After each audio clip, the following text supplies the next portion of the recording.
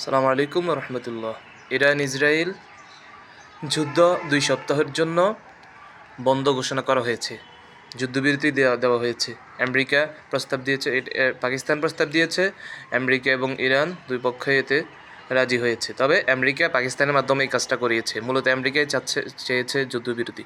দেখুন, আমেরিকা কেন যুদ্ধবিরতি চেয়েছে সংক্ষেপে বললে, আমেরিকার ভিতরে কিন্তু আমেরিকার যে যারা নীতি নির্ধারক, যারা সরকারের প্রশাসনের মধ্যে, তাদের মধ্যে বিভিন্ন মতভেদ ছিল, অনৈক্য ছিল। কেউ যুদ্ধের পক্ষে, কেউ বিপক্ষে ছিল।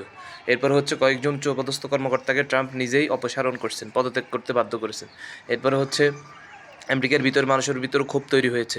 এরপর মধ্যপ্রাচ্যের আমেরিকার ঘাঁটিগুলো সবগুলো ইরান ধ্বংস করে দিছে, একদম তামাক করে দিছে।